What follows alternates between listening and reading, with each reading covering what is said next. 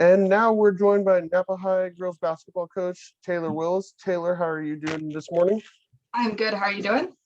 I'm great. Great to have high school sports back. So Absolutely. anyway, um, the sort of the place to logically start here, I think, would be navigating the COVID-19 pandemic for you and your team. How's that been?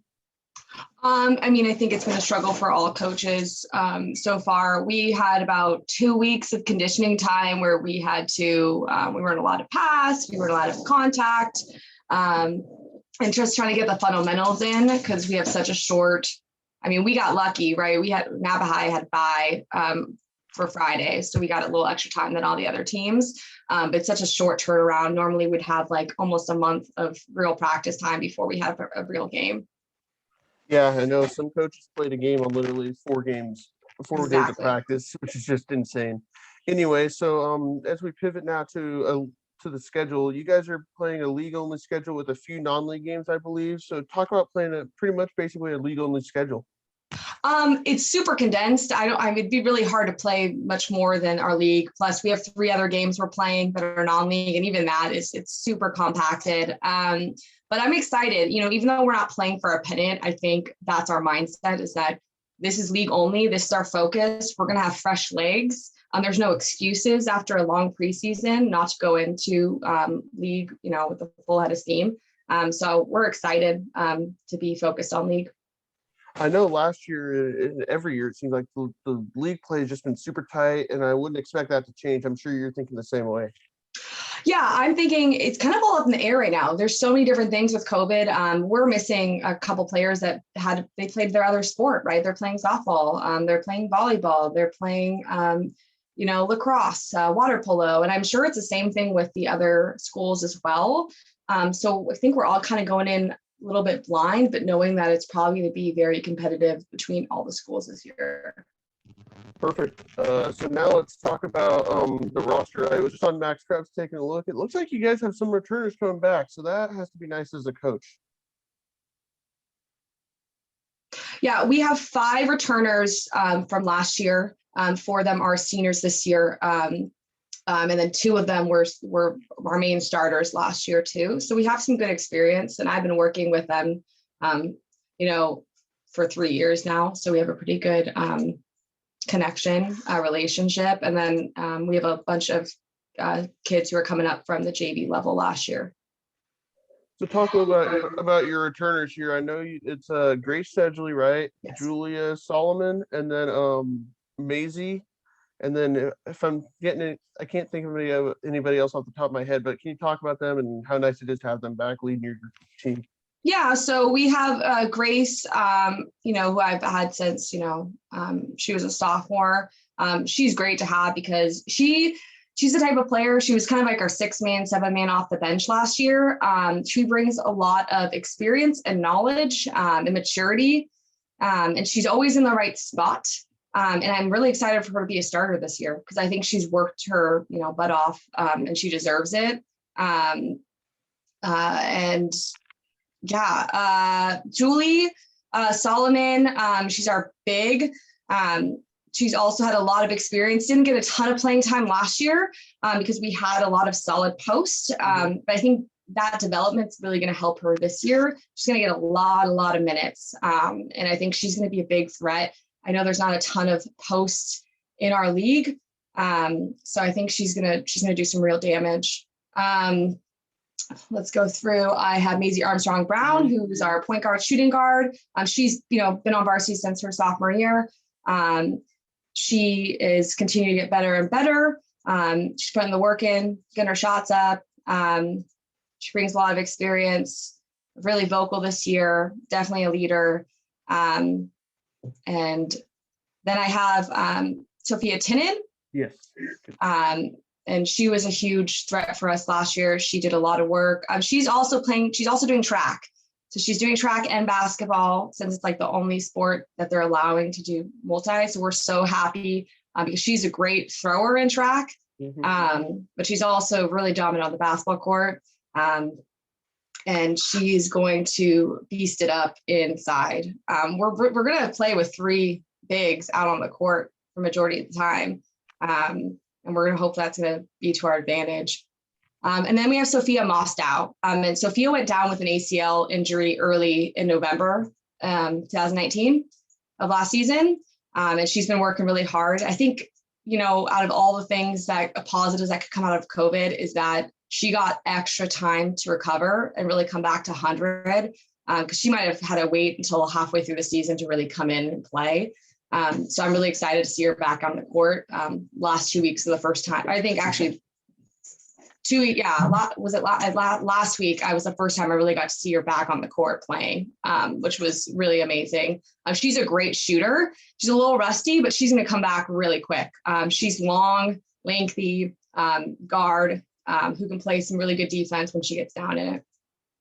Perfect. And then you have a junior class that I assume you like also, right? Like you're going to have some juniors. Talk a little about that junior class or sophomores that you're going to have on varsity. Yeah, so I have a handful of juniors coming up. I have Kendall Schmidt, Nadia Ali Musa, Evelyn Gia, Julie Ramirez, and they've been in the program since their freshman year, working from freshman to JV and now onto varsity. They worked with Hoel last year, who's now our boys basketball coach. They have a lot of good fundamental talent. I just think the last couple of years, it just didn't gel on JV. I think playing with more experienced players is really going to be to their benefit. I don't know how much detail you want me to go into about each of them. I could. But... I mean, if you want to, I don't care, but go right ahead. I have no problem with it. I will say, we are missing, we're missing Olivia Vavrika, who's doing softball. Maddie Alexander, who is she'd be a senior for us this year. She was with us the whole time. She's doing water polo. She's a fantastic water polo player. We have another senior who's coming back. She didn't play last year. She was at a different school, Amberlyn Christian. So she's coming back. We'll see what she's able to do. She brings energy and aggression. And then we do have a transfer who she's new to Napa this year. She's a sophomore. She's, really aggressive, gets hands on everything, moves really well. We're working on the fundamentals with her, but I'm really excited to see what she does, especially because I don't know if we're only doing one team this year. Yeah. So we're just doing varsity. So I have a ton of sophomores on my team. They know they're probably not going to play very much, if at all. Because I think we have 16 right now. It's just not enough to do 2 teams. And I had some last minute kids who said, I'm going to come over now because this sport's not happening.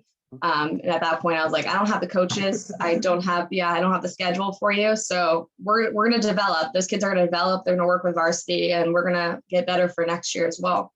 That's crazy. So since you guys only have a varsity staff, a varsity team, that means you should only have 3, you and your husband as the coach this year, since obviously Hoel is coaching the boys. Is there any other coaching changes? Not as of right now. A lot of our coaches went on to do some other stuff. We do have 2 volunteers who for now are just going to be volunteers, and then next year we'll go from there. But Marco Caro, he was an assistant for the JV team last year. And then we have a new a volunteer. His name's Emmett McCarthy, and he just moved here from Colorado, and he's been helping out with our practices. So I'm excited. We have a lot of hands on deck, which is great, because we have big numbers, but just not enough to do 2 teams. Well, makes sense. So back to the whole COVID thing. I mean, you guys are being tested, I assume, and how's that going? I've heard that it's definitely different than what you're used to have to play like a normal game when things are normal in normal circumstances. Talk a little bit about that if you can. Yeah, I think, the last year and a half has been so weird anyways. I think we're all just grateful that we have this opportunity. A lot of us didn't even know if you'd get here. Obviously, I was positive the whole time, telling my girls, we're going to play. But in the back of my head, we really don't know. So the testing every week, thank you, district. I'm happy we have it. It's 3 to 4 and it might be, hard to get over there and some kids might be going out of town. Well, it's basketball season right now. So our focus is here. They're giving us weekly testing so we are able to participate indoors. I'm all about it. So I'm happy we have it. yeah, it's not fun doing the COVID test, but I'd rather us all be healthy and safe and get to participate in the sport we love. Yeah, Last season. that's good. Let's see, where else did I want to go with this? Oh yeah, so you kind of already hit on the multiple sport athletes. I had seen Olivia Favric on the roster, and then on the softball roster, like, hey, no, let her do both. And then you obviously just answered that question. So how's that been? Obviously, had they been able to play two sports, that would have changed everything, I assume. But it's got to be tough when kids choose one way or the other. Yeah, I think, I wasn't shocked with the softball. I had a ton of kids who were going to play softball. They didn't have a season last year, so I kind of understand that decision making, right? That, I didn't get to play last year. I would be missing 2 years of a sport I really love. I got to play basketball last season. So I totally get it. Obviously that the goal was hopefully that everyone would get to play all the sports that they wanted to. Playing two sports at once is a lot. But it is what it is. I want our athletes to play the sports that make them happy, and I want them to want to return back to basketball and play their multiple sports next year. So like for Olivia, she plays volleyball too. She had to choose one sport over 3 sports. Oh wow, that's crazy. Which is so unfair for her. But she made the decision. She's going to have fun playing softball. And then next year, she's going to get to play all 3 of her sports again for her senior year. And I know that's what she'll want to do. The person I'm really sad about is Maddie Alexander, because, this was kind of her year to really get that more playing time. She's a super hard worker, great energy, great positivity, great leader. And she's also a great water polo player. And, the district said that even though they're in the pool, that it's too much contact. So it is frustrating, because I want to honor her and I want her to play this year. But we get the opportunity to play. And I think that's what we're going with, that each player, at least we get the opportunity to have a season. We get to do the things that we love. And unfortunately in life, we have to make decisions that are hard. Yeah, makes sense. Last question here is, it's April and we're playing basketball. Like I know it means a lot to have the season going on, but it's still weird for me that we didn't have this in November and now we're playing it in April when it's still sunny out when games are starting. Like, this is just bizarre to me. Is it a little bizarre to you too? It is it's kind of like, it's throwing off my like circadian rhythm or whatever it is. It's like, it's like warm out. I'm like, it's almost like it feels like summer conditioning. I'm like, I feel like we're going into summer and we're like about to play those summer tournaments. Like, that's what it feels like to me, especially because we haven't had all this time to prepare. It feels like that first couple of weeks of summer conditioning where you're really just working on the basics and being like, well, we're gonna do a summer league game and whatever happens because we're just getting better. That's how it feels. But then I'm remembering, I'm like, no, this is league games, right? This is their senior year. This is actually a season. So it is interesting, but hey, I like the warm weather. Yeah. And then real quick, can you hit on your non-league games just so I can get an idea of who they are against? I'm sure they're away, right? Yeah, we for Napa District, we had to do away games just because there's not enough space in the gyms right now. And for a while, they weren't going to let us do non-bordering counties. So I only had one game scheduled with a couple tentative. They finally let us do that, I think, last week. They said we were good to go. So we are playing, let me pull up my schedule just to make sure I'm telling you the right dates. So our first non-league game is versus Granada, at Granada in Livermore on Saturday, May 8th at 1 p.m. And we played them last year, and they're a solid team. I think they have a lot of returners. We're playing Windsor at Windsor on Tuesday, May 11th. We played in their tournament last year and a couple of years before too. I'm not really sure what they look like this year. We're playing at 6 p.m. on that Tuesday. And then we are playing Alhambra on Saturday, May 15th at 11:30 a.m. Always a good program. Those are always some good programs. So what are you trying to gain from those games? Obviously, you just want to see where you're at, even though you're starting with league, right? I mean, it's so weird. Yeah, anyway. we're pretty much, we'll go all the way through all of our league games, and then we'll have our first non-league game. That's crazy. That's what it's looking like. Yeah, that's exactly what it is. Because our versus Granada is going to be after the game, which is going to be interesting. It's going to be a tough one for them. Hard to Tough come back. turnaround. Yeah. But I think, at Granada, my husband, his dad coaches over there too. So it's just like we like both programs, and it's just kind of going to be a fun game, and it's going to be competitive. And I think for this year, it's like, we just want to put the effort in, and we want to get better, and we want to enjoy it while we're doing it. It's really hard when you're not playing for anything, but the way I see it is like, I always want to win, right? That's the fun part, is winning and doing what you worked on in practice and seeing it executed in games. Like, that's what feels good, and putting the effort in. So I think all I want from them is put the effort in these games. And these teams, I think, at least Granada and Alhambra are a little bit more competitive than the teams we play in league typically. And I could be wrong about that this year, but and I don't know what other counties are doing. Like, what are they able to do that we're not, right? Have they been practicing for longer than we have? I know other people have been doing club stuff because they're allowed to. So it's one of those things where you never really know what you're going into, especially with non-league games. Perfect. Well, thank you very much, Taylor, for joining me.